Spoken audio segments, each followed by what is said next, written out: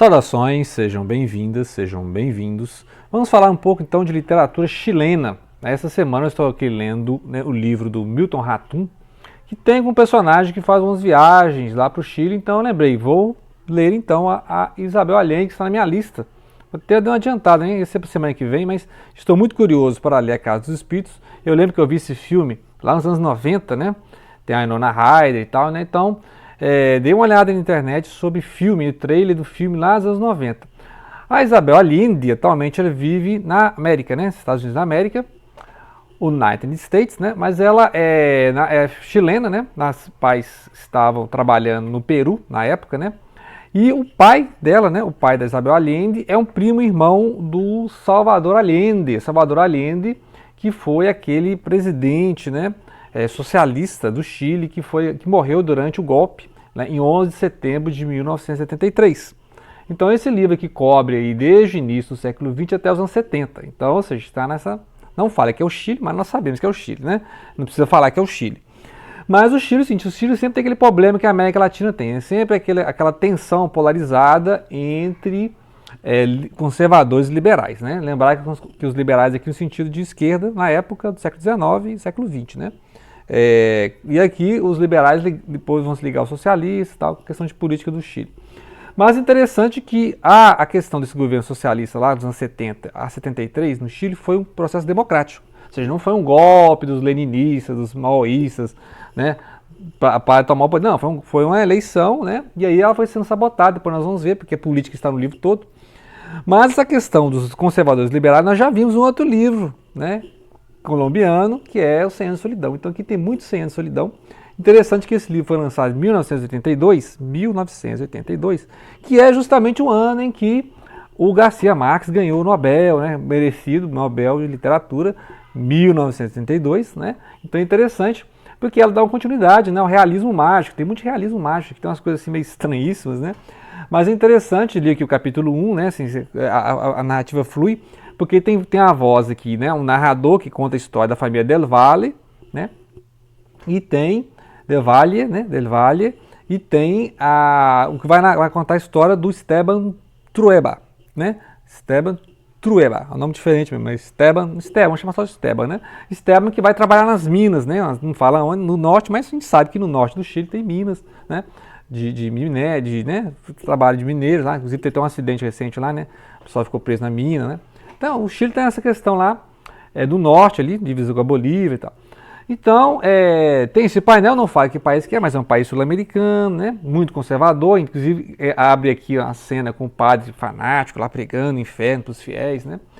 E aí, a primeira fala aqui é referente à menina Clara, que depois vai ser um dos núcleos da história, né, a gente vai ver ela mais velha com os filhos, porque são 3 ou 4 gerações, né, você tem a Clara, a Blanca e a Alba, né? Interessante que são os três, né? A Winona Ryder interpretou a Blanca, né? No cinema, e o Antônio Bandeiras, né? Foi o Pedro III, né? Tem 3 Pedros aqui na família Garcia, então Pedro Garcia e Pedro Garcia. Então é interessante, né? Os Pedros que se sucederam. Aí a gente lembra do núcleo da história, né? Que aí a família, né? Del Valle Trueba, muito conservadora, né?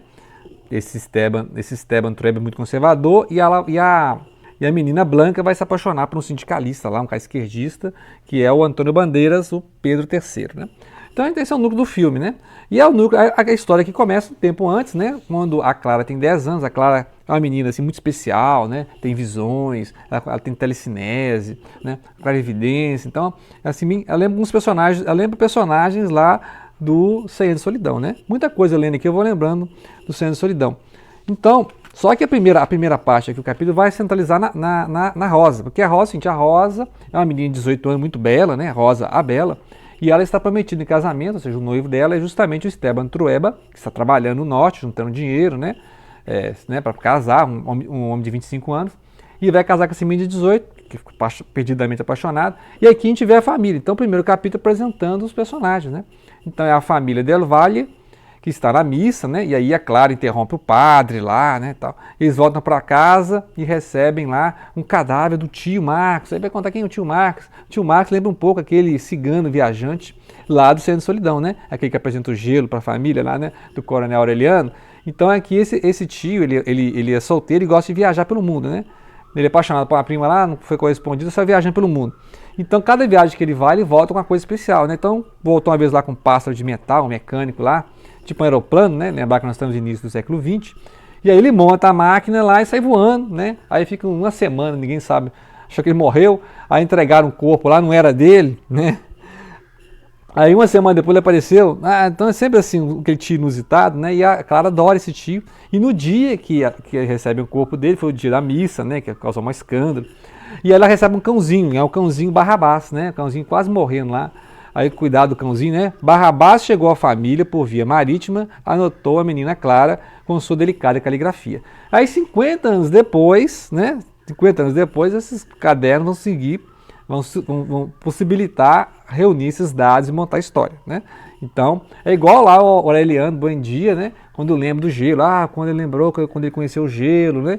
E aí, ou então quando ele foi fuzilado, foi levado para ser fuzilado, mas na última hora, né? Foi libertado. Então, tem essas coisas na história que ficam recorrências, né? Então, a gente vai conhecer primeiro a menina Clara, com 10 anos, né? Que ela tem uma irmã chamada Rosa. E aí o pai, que é o Severo, né? Severo de Valle, ele quer entrar para o partido, né? Quer fazer uma carreira política no Partido Liberal, né? E aí vai ter lá, um dia vai ter lá uma ceia, né? Uma festança lá e tal. E a menina, a Rosa, né? Vai ficar meio digestão com essa comida e tal. E aí ele vai servir para ela, né? Para aquela, né? Sei lá, um processo curativo. Aqui tem um doutor Cuevas aqui, né? Depois vai investigar isso. Deram para ela um aguardente. Aí o aguardente está envenenado, né? Então as coisas assim. E a menina, que é a Bela, né? E aí imagina essa notícia chegando lá no Esteban, né? Esteban Trueba, né? Que estava trabalhando, pensando em constituir família. Nós temos a voz dele aqui na página 22, né? Então, é interessante que, por exemplo, enquanto a Rosa estava esperando, né, a volta do prometido, do pretendente, né, ela estava fazendo a maior toalha do mundo, né, e aí lembra um pouco a Penélope, né, tecendo aquela mortalha do Ulisses, e à noite a Adelaide desfiava, né, uma forma de enganar os pretendentes, né, está lá na Odisseia de Homero, né, em que a Penélope é a mulher que espera, né, então aqui a Rosa, a Bela, está tecendo lá a maior toalha do mundo, sempre vai inventando figuras no toalha e tal. E aí nisso, né, ela morre assim de forma gratuita, né? Lembrar que a família Del Valle tem 11 filhos, né? E as duas meninas, que é a Rosa e a Clara. E aí vai ser assim, né? Como é que pode, né? Assim, uma coisa, quem que envenenou o aguardente, né? Então, as coisas assim. Mas, o fato é que ela morreu, essa notícia vai ser entregue ao Esteban, né? Pela sua irmã Férula, né? Férula, outro nome importante da história. Então a Férula, ela é irmã do Esteban. Esteban, que no filme foi o Jeremy Irons, né? Lembra do Jeremy Irons, né? Que também já fez aí o Alfred, né? Do lado do Batman. Então tem umas coisas assim. Então o Jeremy Irons fez o Esteban Trueba, né? Aí ele vai ficar depois saber, né? Através da irmã, que também vai aparecer na história, vai ser muito amiga da Clara, né? Então, por quê? Porque vai acontecer que a Clara já vai saber, né, por antevisão, por clarividência, que ela vai casar com o Esteban. Então a irmã Rosa morre, né, com essa questão aqui. Inclusive a Clara vai ficar muito transtornada, porque ela, né, vai saber lá do processo cirúrgico, né, que o doutor Cuevas vai fazer na irmã para ver o que é, né, para constatar se é o aguardente mesmo. Porque quem que envenenou, né? Umas coisas assim, né? E tudo isso acontece, né, para começar a apresentar os personagens. Então já uma cena dramática, na Quinta-feira Santa, todo mundo na igreja, e aí, né, lá na igreja a menina interrompe o padre, né? Então chega em casa, já tem lá chega o cadáver do tio Marcos, e aí tem um cachorrinho lá, então tudo uma vez, né? Então é assim, eu acho o estilo muito, né, a narrativa muito acelerada e tal. Vai apresentando os personagens, você conhece toda a família, né? Então é interessante. Então vamos guardar os nomes, né? Guardar aqui, fazer um fechamento. Tem na internet, você acha, mas para fazer o fechamento aí, você tem a menina Clara, que é irmã da Rosa. A Rosa é prometida ao Esteban Trueba, que é da família Trueba, né? E aí, o Severo é casado com a Nívia, né? São pais, né? Assim, a família tem 11 filhos, né? E depois a Clara, né, já que a irmã Rosa morreu por essa questão envenenada aí, né, esse aguardente, ela vai, tempos depois, 10 anos depois, né, ela vai casar, porque ela está com 10 anos agora, então lá, quando lá tiver na adolescência, ela vai casar, então ela sabe que vai casar com E por esse trauma da perda da irmã, tudo isso acontecendo, ela ficou esse tempo todo sem falar, né? Então ela fez um voto de silêncio e ela ficou esse tempo todo sem falar, hablar, nada, né? Falou nada. Então esse é o início da história, né? O início da história, então, que nós estamos lá, a gente sabe que ela nasceu no final do século XIX e início do XX, né? E aí ela tem 10 anos na história, então nós temos aqui entre 1905 e 1909, né? E a história vai até os anos 70 seguindo essa geração, né?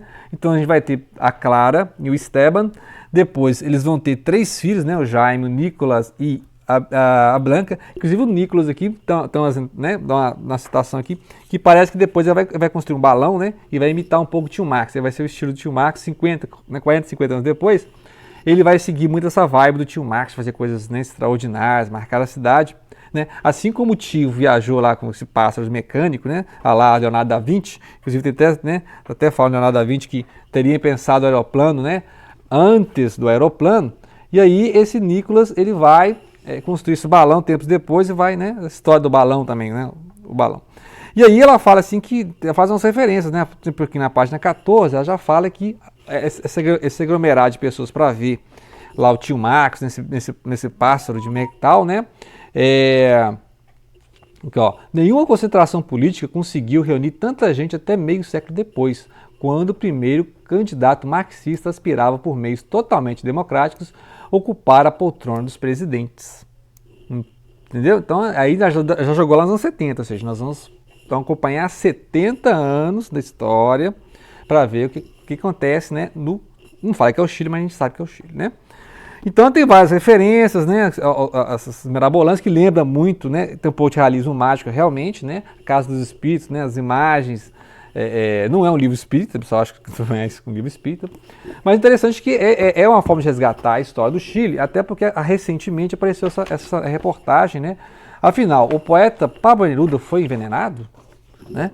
Porque, ou seja, afinal de contas, o Pablo Neruda, né? O prêmio Nobel, o grande poeta chileno, né? Assim, né? Ele e Gabriela Mistral, né? Assim, referência e agora Allende, né? Isabel Allende é uma referência à literatura chilena. Então, afinal, o Pablo Neruda foi envenenado, né? Ou seja, será que o regime do Pinochet antes, né? Tinha esse projeto de, né, destruir esse... Porque ele foi candidato, né? Antes do Allende, o Neruda foi candidato à presidência também, né? Então, pela esquerda.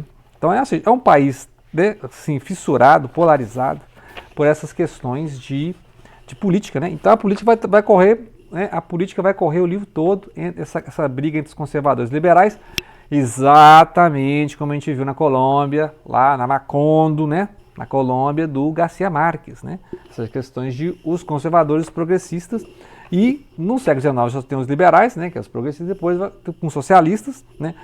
Aqui vai entrar a questão política no início do século XX. Vocês podem puxar a história da política no Chile, né? Porque... não vou analisar a política do Chile aqui, mas é bom saber que isso aí é onde está rolando a história, é o contexto da história, né? Então, sempre tem um processo assim, de um governo liberal e aí vem a reação, um governo conservador, né? Então, tinha várias leis que, por exemplo, no mundo democrático, lá nos anos 40, proibiu o Partido Comunista, né? Então, por quê? Põe alinhamento, já começando o alinhamento com os Estados Unidos, Guerra Fria, né? Então, fizeram uma lei lá que ia proibir os comunistas, né? Depois que os anos 60, que vai, né, ter essas campanhas, nos anos 70, que um socialista conseguirá chegar à presidência, que é justamente Salvador Allende, né? E aí, no mesmo ano, né, em que houve o golpe, teve a morte do Pablo Neruda, né? Então, são as questões, né, de história que envolve literatura, então está implicado, né? Está tudo misturado aí. E tem a ver, né? Ou seja, nós vamos falar de política com certeza ao longo do livro, de história do Chile, dar uma pesquisada de história do Chile, mas basicamente o primeiro capítulo é só para anunciar os personagens, né? O contexto, os personagens, para a gente entender mais ou menos onde está acontecendo, que é um país sul-americano, que pode ser o Chile, né? Para nós leitores sabemos que já é o Chile, né? Então fica a dica, vamos acompanhar, acho que uns 4 vídeos a gente faz, né? Essa leitura aí do A Casa dos Espíritos, da Isabel Allende, né? Lançado em 1982, o mesmo ano em que o Garcia Marques recebeu o merecido Prêmio Nobel de Literatura, ok? Então fica aí a dica, não deixem de compartilhar.